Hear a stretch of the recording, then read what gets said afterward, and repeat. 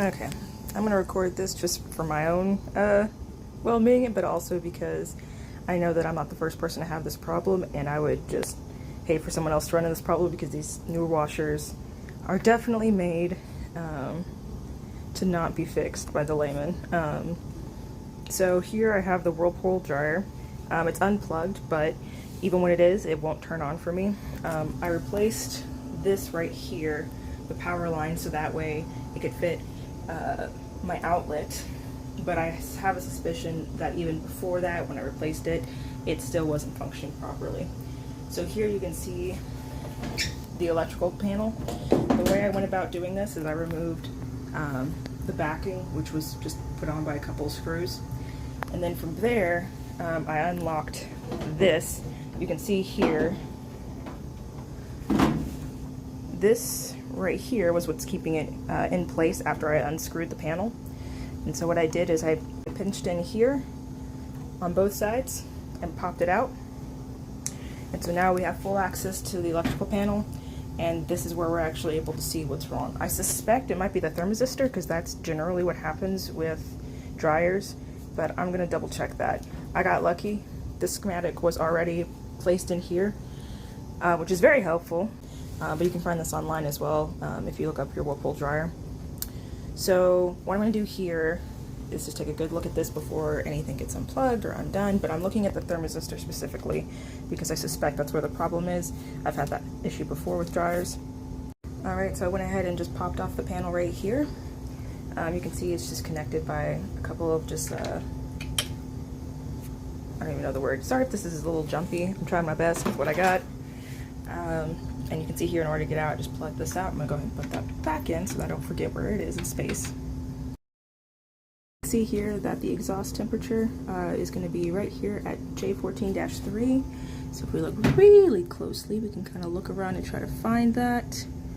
Let's see. All right, we found it right here, J14. We also have J13 right here, which is for moisture.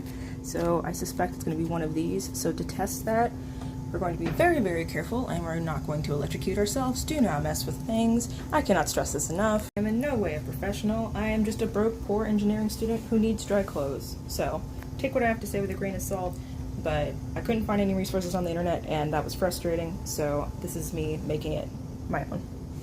If you don't have a multimeter, it's relatively cheap. You can get one for about $20 where I am. But another option you have is to use these.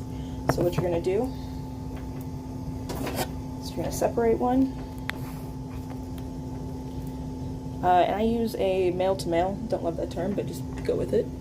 And you're going to connect the two right here on this end. In older dryers, usually these are sticking out, so you're able to just connect them with electrical tape. But for this model, since it's newer, it has a little more protection, again, because they really don't want people just messing with it, but we can't all afford an electrician, so here we are.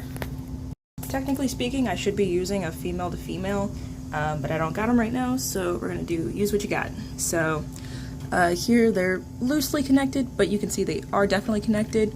And the reason I chose the placement of these wires the way I did, you can see I have two right here and two right here, is because if we look at this, that is where our two connections are, and that's what it runs through.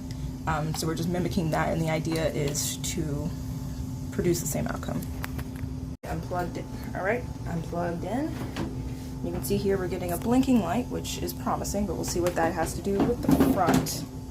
Try my best not to mess up those wires. Alright, and there we go.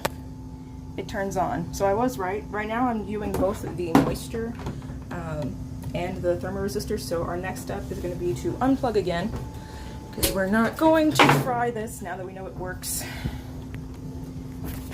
Alright, so we got a flashing light, we know we have power, we have our moisture plugged in, and now we're just testing to see, is it just the thermoresistor? And so we can see here that it works perfectly, even with the moisture sensor, so now we know it is definitely the thermoresistor. And to explain this a little bit more, I'm going to unplug it just for right now. What's happening here is that the thermoresistor, any time that it's overheated, it looks to see, it automatically shuts off the entire system so that to avoid a fire. In this case, I did leave it in the heat for a significant amount of time, so it does not surprise me that it went ahead and burnt out.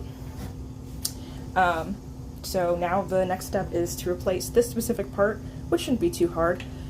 Do not keep this in this way, because if you use your dryer and if it overheats, you can cause a fire. This is a very, very temporary solution just for troubleshooting. It is not a permanent solution. So next step, buy this cheap part, and that's it. Hopefully once it's in, I can reinstall it. If you want, I can also show you how the reinstallation process works for that. Yeah, pretty simple.